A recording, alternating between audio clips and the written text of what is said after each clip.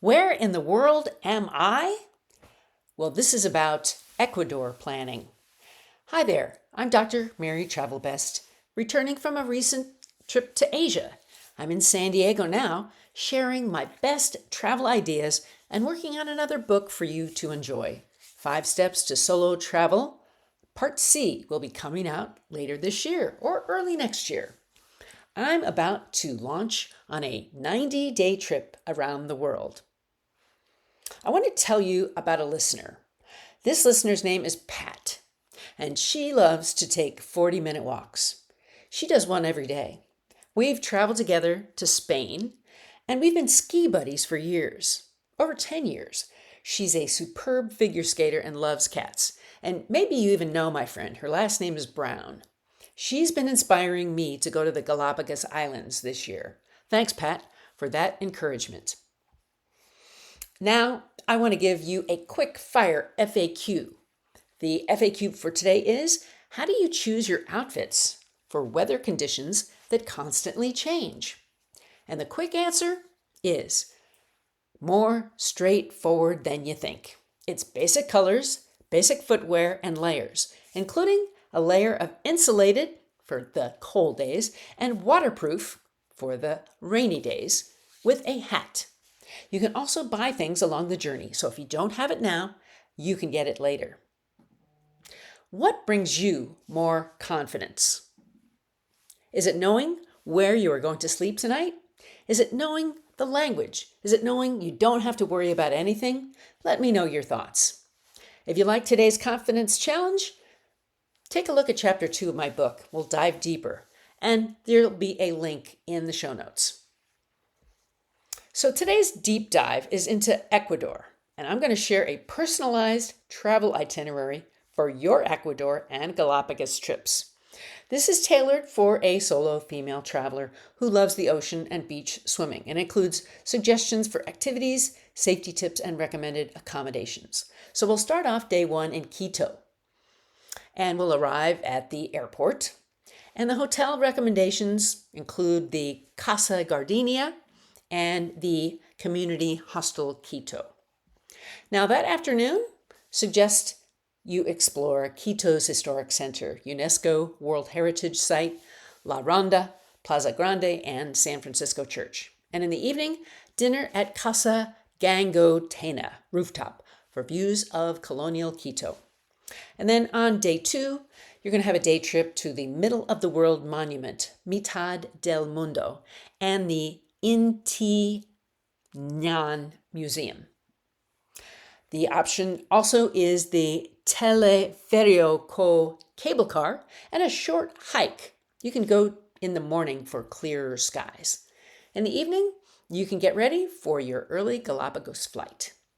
So you're going to head to the islands, and you're going to fly to Baltra Island and then transfer to Puerto Ayora on Santa Cruz Island. The next day, you will arrive and stay in Puerto Ayora. You will find possibly the Hotel Fiesta Galapagos or Hostal Gardner Galapagos, and maybe visit Tortuga Bay. It's a white sand beach suitable for swimming and kayaking. You can walk in or take a water taxi. Next day, you might want to go to Santa Cruz and explore. You could visit the Charles Darwin Research Station. You can also swim and snorkel at Las Grietas. It's a lava rock canyon. And in the evening, seafood at La Garrapata or Il Giardino. Now, day 5, you're going to want a day tour, and the recommended tour is to Bartolome Island, and it's recommended to book ahead. Now, I checked into this with Viator, and it was about $370 and no refunds. So you've got to be sure you want to go.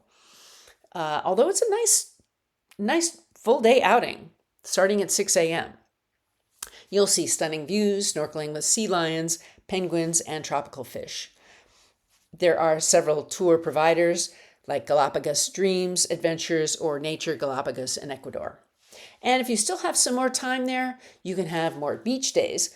You can go to Isabella Island and visit Flamingo Lagoon.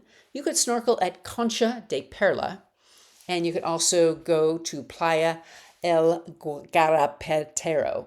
It's a quieter beach, ideal for relaxing and bird watching. Next, you'll return to Quito, and you'll return possibly to Hotel Casa Gardenia or Hostal El Arupo en La Mezcal, and visit La Floresta neighborhood. It's artsy. It's got cafes and murals. Maybe shop at the Mercado Artesanal La Mariscal, and then some final relaxation at the Parque La Carolina, or visit Museo del Banco Central. So before you leave, some don't miss highlights.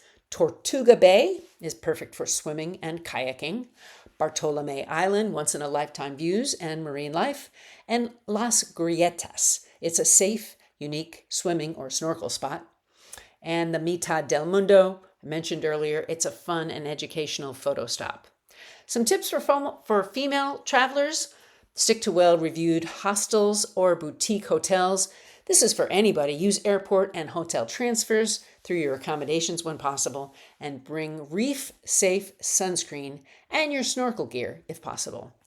Remember, don't swim alone at isolated beaches, and join small group tours. And now let's talk about the smart move and slip up. So one thing to remember is keep digital copies of your travel documents and insurance. And don't forget to keep your passwords protected too. Why should you go and keep on saying yes? To step out of your comfort zone, to enjoy your life, to innovate and explore, for self-actualization and pleasure, for emotional experiences, and to face your fear of going alone. And here's a quote from Anthony Bourdain, a travel expert. It seems that the more places I see and experience, the bigger I realize the world to be. The more I become aware of, the more I realize how relatively little I know of it, how many places I still have to go, how much more there is to learn. Maybe that's enlightenment enough to know that there is no final resting place in the mind, no moment of smug clarity. Perhaps wisdom, at least for me, means realizing how small I am and unwise, and how far I have yet to go.